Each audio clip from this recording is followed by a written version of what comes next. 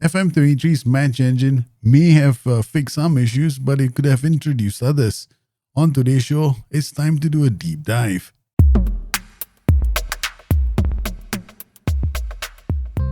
As part of the whole let's check out what's up with the winter content update, I have with me today a very good friend of mine.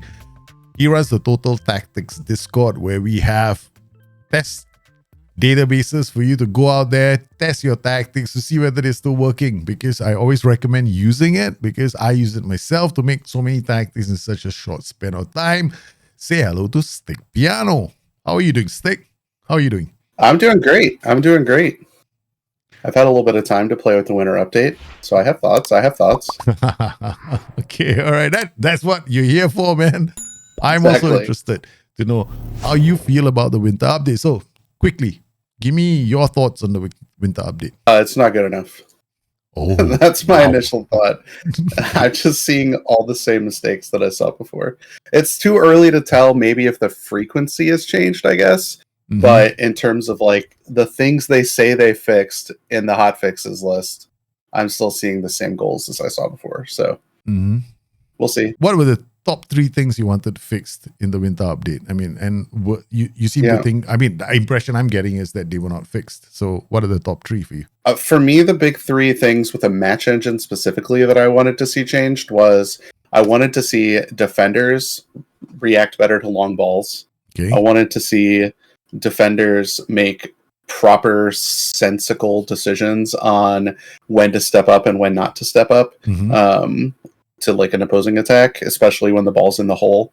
And I wanted to see like goalkeepers make better decisions with the ball. I think I've seen evidence of that, at least like when I was combing through highlights from tester files that I ran yesterday and through some of the gameplay that I didn't see like massive goalkeeping gaffes like we used to, but the defender AI doesn't really seem to have changed in like a way that was noticeable to me. And I respect your views because I definitely do see some issues still with the match engine. Like some things I didn't notice before are now happening a lot more. And then there are some improvements. Like for me, what I'm seeing a lot more in the update are headed assists. Like, I mean, I had a player with jumping reach of 4 do 2 headed assists in one game, bringing his grand total of headed assists 3 in 2 consecutive matches. So I was kind of impressed. So were they challenged headers or were they just like open headers that he like knotted down? I think one of them was a challenge header, one wasn't. So one could argue because he's not challenged, maybe he's smart enough to see the through ball with his head and he heads it into the space. Yeah, one could argue that is the case. But the thing is, the winter update did one major change. It did like a greater focus on central attacking play, meaning this time you see a lot of passes attacking the center. So you might see like a small, simple pass that is played out from the flanks, but it's going towards the center. You might see one from the middle of the park going into the center. Now, because those kind of passes, more of them are happening, you might also see those short little assists as well. And I've seen quite a lot of that in the winter update. I mean, more so than the first in the beta, or even in retail. So I think that this could be having a knock-on pair, making the Shadow Striker advance forward pairing very appealing. I like that pairing right now a lot. Well, and too, if that's really true, which I think there's evidence of, you're going to see more of those mistakes from defenders stepping up as well, because there's just going to be more volume of times within the game for that to happen.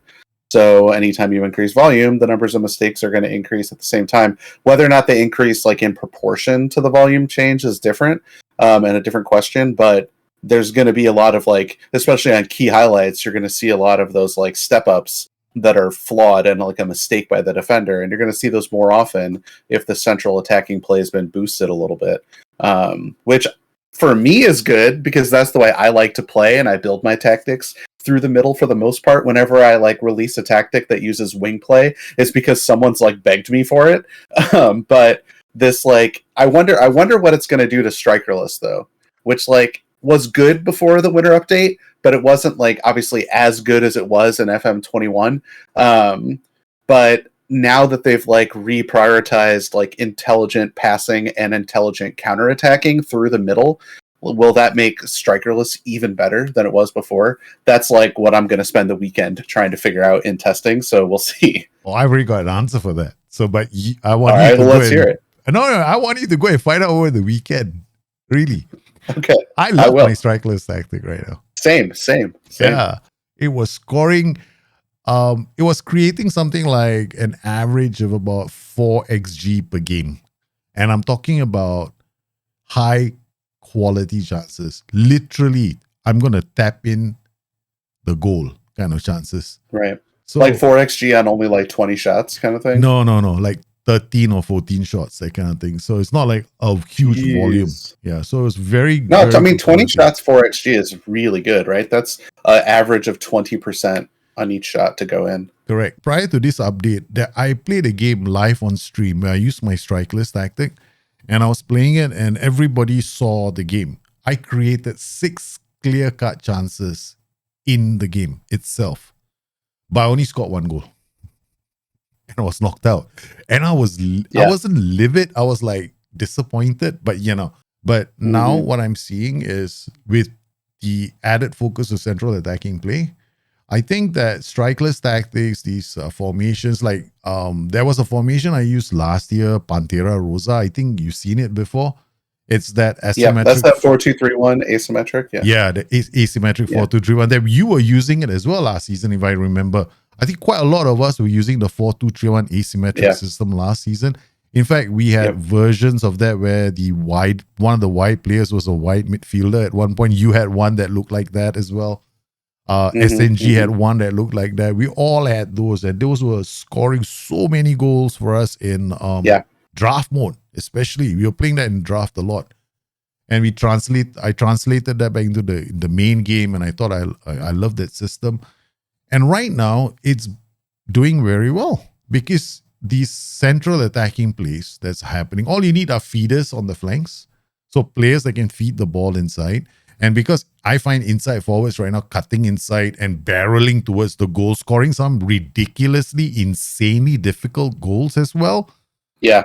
Yeah. So, I mean, like, I won't complain about the quality of goals that I'm seeing. I'm seeing some really nice goals, but I have to admit, some things haven't changed.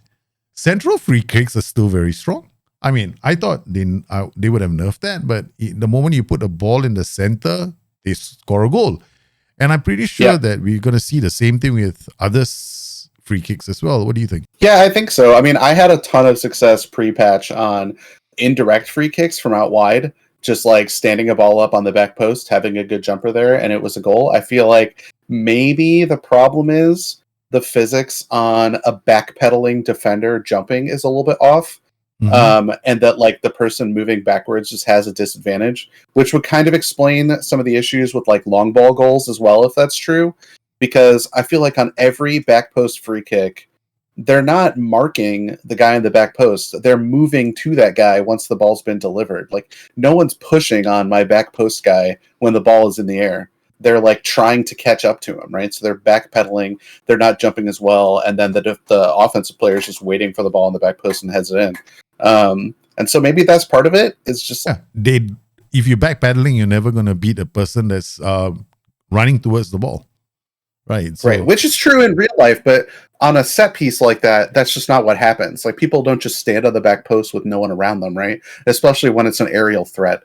Like somebody's going to just be hugging that guy IRL. And so if the match engine doesn't do that, and instead one of the defenders is trying to backpedal to clear that ball, it's just going to lose it every time. The reality of the modern game is that you sometimes do see that happening. And I think there has to be a nice balance. But if we are seeing too many goals going towards the far post without somebody really marking that area, perhaps SI should consider maybe adding a new position, a marking position for the area so that can be handled.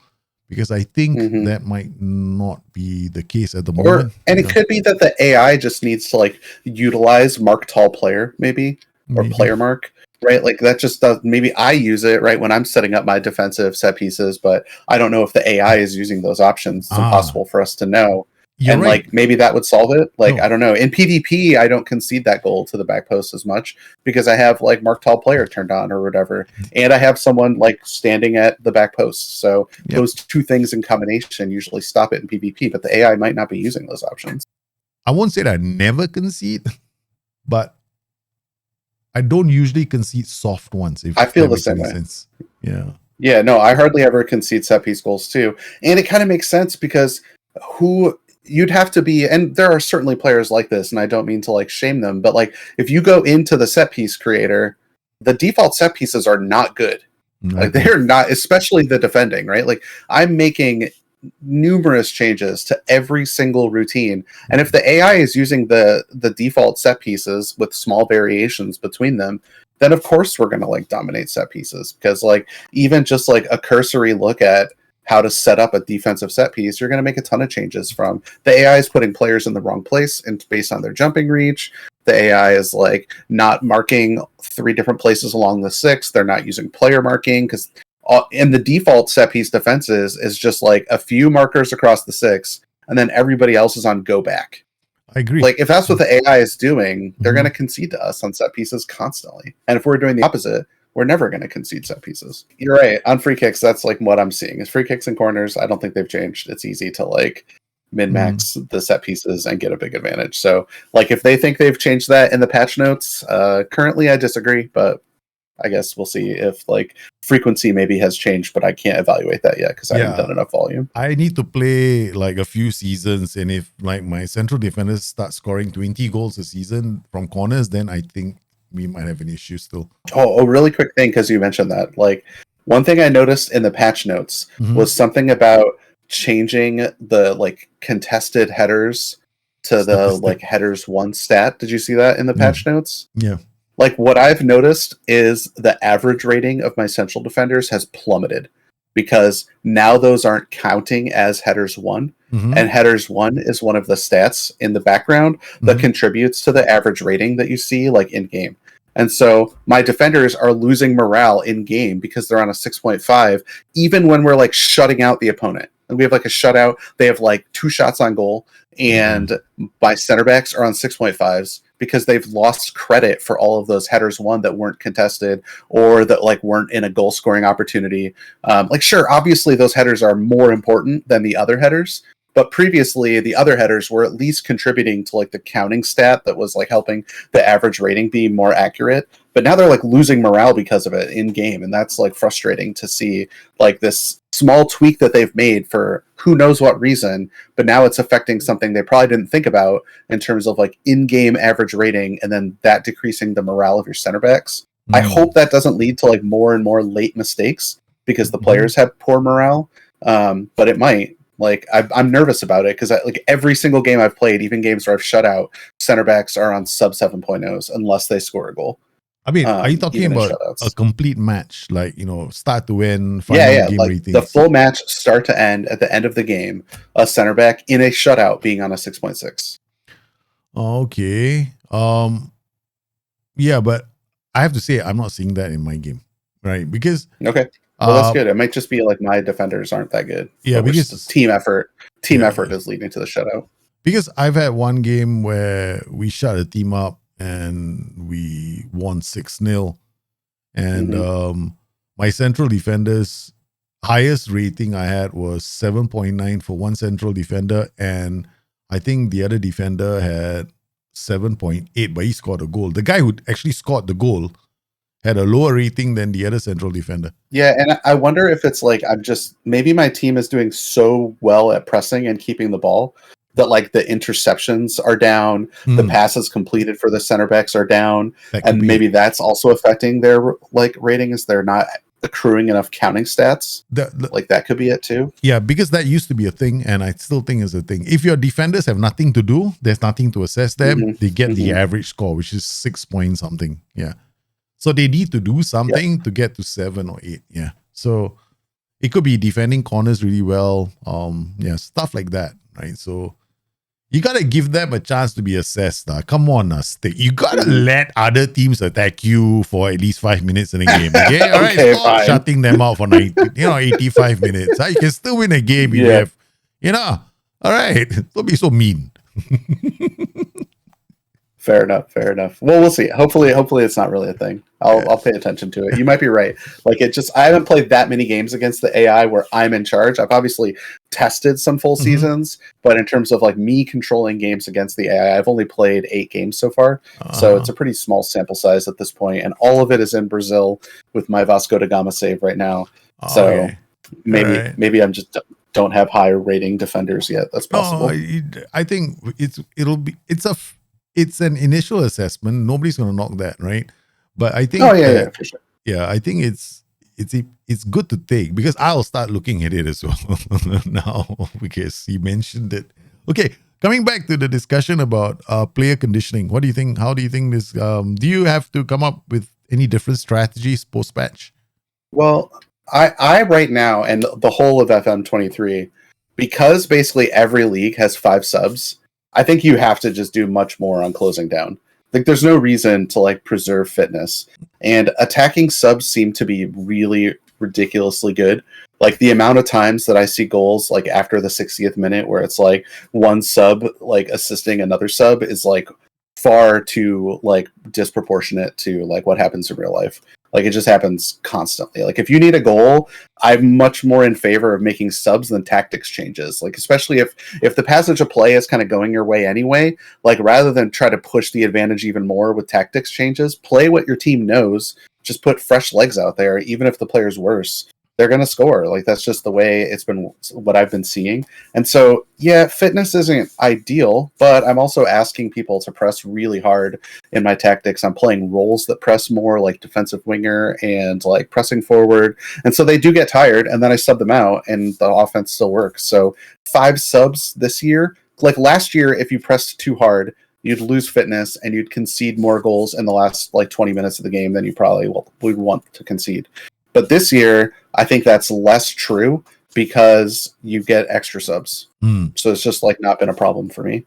For me, I think if you're the sort of person that doesn't make changes, like bringing on subs, then when the AI brings on those subs, you could pay the price, because then you're handing over the advantage to the AI. Yep. I try to not make only attacking subs.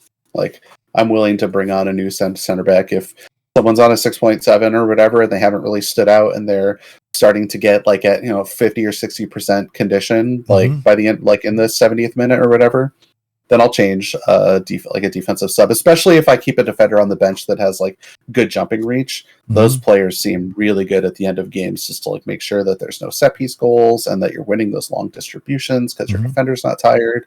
Like, that's a very like effective strategy if people aren't doing that are watching. I think at the end of the day, you need to know your system quite well as well. Like, I have a strikeless tactic, and I think everybody who's been watching my streams knows that I make the same substitutions irrespective of their match rating. So I hit the 60th minute or 70th minute, the same 4 positions get substituted in every game. Like, I'll rotate the 4 guys all the time. Yep. Because I deem that the most important area of the pitch for me to control. Yep. I mean, that's totally reasonable. Yeah, I think that could be a good thing to do for people. I think that if people are struggling with the game, they should also start thinking about their substitution strategies as well. Okay, what about balls over the top? I know a lot of people were like, I will say this, right? For me, balls over the top are not an issue at all. Well, I mean, I gave the clip earlier, I think, showed the one issue, but that might be more defensive positioning than anything else. But like, I have another clip too of like a long goalkeeper distribution that's just like over the top, and the defender's backpedaling, never actually jumps. And in fact, the offensive player 5 yards past the defender, then the defender jumped. The guy's gone, like he's already got the ball and is about to score. Late, right? And then you see the jump animation. Like, maybe it's like just a glitch in that instance or whatever, but like, we can look at the clip and you'll see what I mean. I know what you mean. It's just kind of ridiculous. I struggled with whether or not to include this clip because it is like Milik who's the offensive player, and he's like he's not a great jumper, but he's a very strong offensive player. So maybe you could like make the argument that he got away with a push in the back, or that he boxed out well because of his strength or whatever. But just the fact that like the defender jumped after the player was already free and clear and 5 yards beyond him, just like made me think like, no, we got to share this clip. They'll just got to see this, because it's just like, this is just stupid. Like, this is just straight goalkeeper distribution, and the center back was just terrible. If it does happen once or twice, like the way it's happened for you, then for me, that would be an issue, you see, because unless there's an animation that shows the striker squeezing the player's balls so that he's left stunned and then he's gone off to score the goal, there's no other explanation. Right? I mean, like, that's classic Bustthenet right there. Correct. Exactly. He's busted his nuts. That's how he's going to score a goal. Well, okay. Overall, your feeling about the match engine. I mean, do you think it's an improvement from the beta? That's major. That's the big question right now. You think it's still a mild improvement? I think it's maybe a mild improvement, but maybe most of the improvement is just what came out after the beta was a little bit better, especially that small update that came out in December. Was a little bit better than the beta, but I haven't noticed yet, and it's early days, obviously, but I haven't noticed a ton of difference. I mean, I said too in the open of the video, one of the things I wanted to see is like step ups, like reducing, or at least the step ups being like in like good timing. But there's a couple clips too that I had prepared that you can like run here too, and then we can talk a little bit about where like the ball is in space. I mean, the ball is on like a AMC's foot, or even like a CM who's playing a little bit more advanced, and the center back like rushes him. Right now, Perito's positioning is fine. He's obviously a little bit too close to the right side of the defender here. Like maybe needs to spread a little bit, but his next step, right, should be to turn and spot the striker and then stay in front of him. That's like what the next thing the defender should do. But watch what happens instead. He just keeps running towards the like other side of the field. He is the left-sided defender. He's now right of center, while the striker has just easily moved beyond him and then opens up the long ball here for Moises. He's way out of position. He can't challenge the header, and then they score. It's just like there was a moment where it was a very simple decision for the center back to spot the striker, start backpedaling to stay in front of them so you can challenge any long ball, allow the right-sided defender to stop any through balls because he was well positioned for them, and it just didn't happen, and it led to the long ball. So I think there are still lots of examples, even after the winter update, of these long balls still happening because of poor decision making by the defenders, something they've attempted to fix and said they've fixed in the patch notes, and I'm just not seeing it. Improvements on the margins of the match engine, but this ball comes forward and the defender just does terrible awareness of like when and how to step up to challenge the ball. And then what's more is the fullback just makes no effort to cover for this space that is now opened up. So like Malinovsky here in space, like that's the central defender who's like stepped up this high, right? And he did so knowing that his like defensive partner was way upfield, right? Like, so he's challenging a player that is already being challenged. Like these two guys are literally, their bodies are inside each other on this highlight, and he's challenging him and then just leaves massive amounts of space in behind. Like that is just a complete lack of like defensive awareness by, you know, players for a real club like Marseille that are just like making that like mistake. That's ridiculous. I know I've seen issues where sometimes I see a ball-playing defender coming out aggressively. I mean, I see that in a back three system because the central ball-playing defender usually does that a lot. But I've also seen situations where I've played with a back four and he doesn't run out. It seems to happen only in the final third, though. Like, yeah, that's what I'm talking about. Yeah, for sure. It's in the final third. Yeah, it doesn't happen when it's like a big clearance from the back, right? You know, maybe the winger is playing across towards the center. Your defender steps back and then he picks up an easy clearance, you know, easy interception, he moves the ball and get possession of the ball. It never happens there. If it does happen, it only happens in the final third. When they are running at your defense, right? As they are running at your defense, your defender decides, hey, I want to step out. And as they run, maybe the AI also has pass into space. Yeah. Because pass into space is very, very potent right now in FM23. And I think a lot of the mistakes that I see happening sometimes could be down to the fact that the AI is also sometimes occasionally, maybe in the default set, the tactic it's using is because I've seen some of the AI teams hitting balls into space. Yeah, I still think pass into space is very strong. And both those highlights too were using the narrow diamond with pass into space turned on. So like I'm trying to, I guess, take advantage of the improved like central attacking play. And it's just too easy. Like those defenders are just stepping up when they have no business stepping up. And then we're passing into space behind them, and then it's just like bing bang boom, it's a goal. So that's really the big issue is if they're going to improve central attacking play, then they also have to like accompany that with better defensive AI where those defenders like appropriately stay back when there's enough midfield pressure. Like sure, if the guy's like free and clear and the midfielder has no one around him, if the center back stays back all time, it's just like pick your poison. Either stay back and the like midfielder will pick you apart, or charge them down and hope that you can like deflect a pass. That like sometimes like that's the correct decision, but they're closing down even when the midfielder is already under pressure. And that's what's happening in both the highlights is like there is someone pressuring that midfielder and the center back stepping up anyway. And then it leads to a goal, like a one pass and then a goal. So yeah, I guess it's annoying. It's frustrating. The thing is, it's always going to be a balancing act for SI because on the one hand, you know, they're going to be in a situation where they're going to try and they need to create a product which is a product that the majority of people can play, right? So they can't make it too difficult. And on the other end, you've got a whole bunch of people who are very good at tactics, and they are probably creating their own tactical systems that can take advantage of players that they have. They can see the channels to attack, so they create these tactics and they can attack those spaces. Then you've got the other group of players who are playing off presets. They probably don't have that kind of familiarity with the tactical creator. So I think that it's a tough act because like for players like you and for some other players, it's going to be like for me right now, pass into space is like, oh my God, I got to play it, man, with my strikeless tactics. Otherwise, I'm not going to score enough goals. I need to score 7 goals in this game. So I'm going to go strikeless and I'm going to hit pass into space and I'll score the 7 goals and I'll walk away very happy. But the thing is right now, the AI isn't playing that way.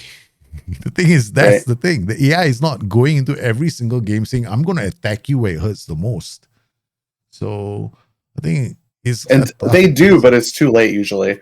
Like that's one thing I've always seen on FM23 is like the AI can like switch one of their like central midfielders to get further forward on just like whenever they want. And that's like how a lot of the late goals that I concede is like I've based my like defensive setup on the fact that their CMs haven't been pushing forward, and then all of a sudden in like the last like few minutes of a game they're like, oh, let's make both of our CMs on attack or play double volante out of nowhere, and they'll get a goal like right away, which is fine. That happens in real life, and sometimes I can even do that to the AI.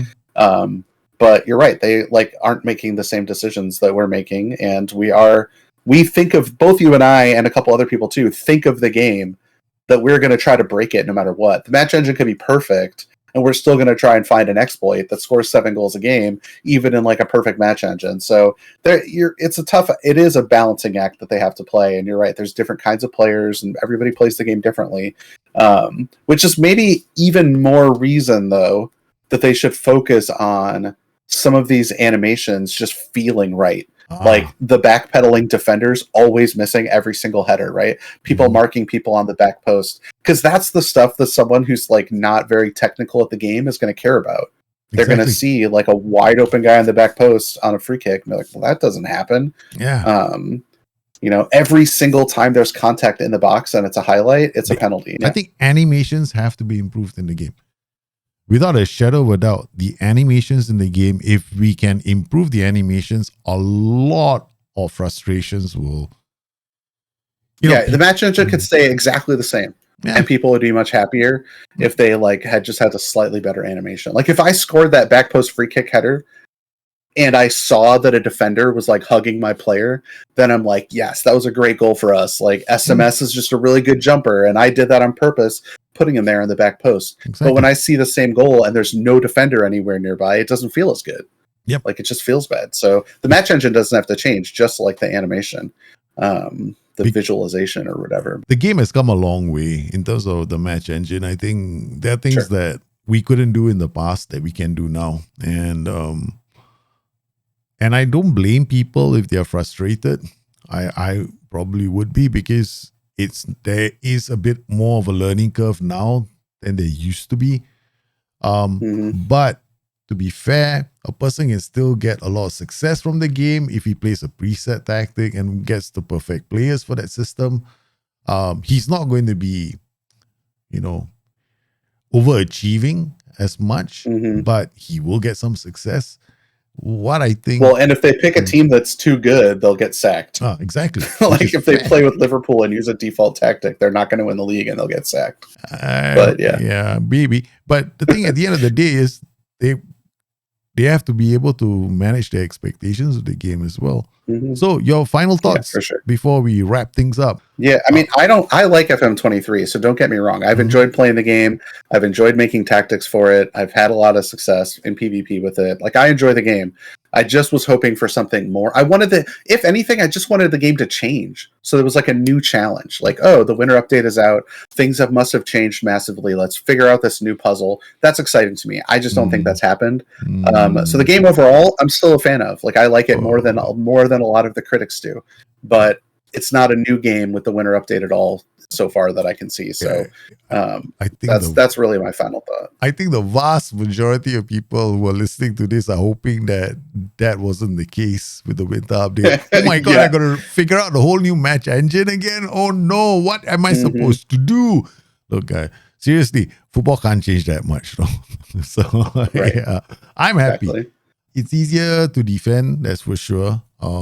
Tactics I used to play with in FM 21, 22, I can still use in 23. I'm happy. It means that I don't have to go and crack my noggin just to come up with a new system. I can just go. I like that part though. Yeah, that's nice. That I like. So I think that for me, my personal thoughts, I like the match engine. I think it can be improved. I don't think it's perfect. I think there's still some issues. But they're not game breaking enough to warrant I'm not playing FM23. I'm going to go roll it back to FM22. That kind of thing. Sure. Yeah. So. Yeah, I still stream on Thursday nights and Sunday nights in American time.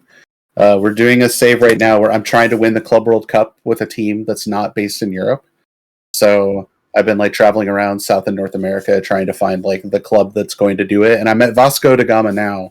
And I think I'd only leave for like 3 teams. Like if like Sao Paulo or Santos or Flamengo came knocking, I'd maybe leave. But other than that, like this is going to be the club I'm going to try to do it with in case something major changes. But it's been a really fun save so far. It's hard. I don't know that we'll be able to complete it. Like the Club World Cup is really hard to win. You have to go through like 6 Champions League teams. And you're still running the Total Tactics Discord, right? Yeah. We have a Discord for Total Tactics. There's over 1,600 people in the Discord sharing tactics, downloading tactics, using the testing database that you've seen here on Daljit's channel as well.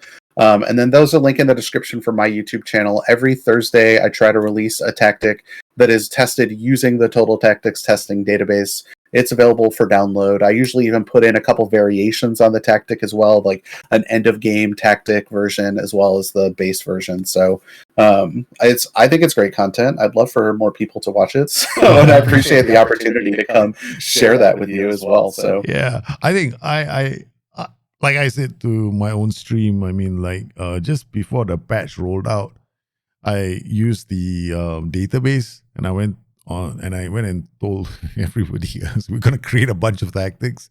We're going to test them. And this is the flow that I normally use. And if you've got a tactic that's really underperforming in the league, why don't you stop instead of breaking the monitor or, smashing something in the house? Why don't you just run it on the DB and see whether or not it does poorly? Yeah. If it does poorly, don't break the monitor because it's your fault. I want to thank Stickpiano for popping into today's show. The match engine definitely feels like a a small upgrade from the one that we've just had on retail. There are still some issues, and of course, Pass into Space is rocking it on a lot of narrow systems. If those central defenders want to step up, there's going to be lots of space. Naturally, you're going to have to find a way to defend yourself, and I have been finding that in most cases, my defenders do a really good job if they've got the right attributes in anticipation, concentration, and positioning. So far it seems okay. So it could just be a settings thing in the game. I hope that you found today's video useful, and if you do have any more questions, please pop them below and I'll try and get back to you. Meanwhile, you guys stay safe, take care of each other. I'll see you again soon. Bye-bye.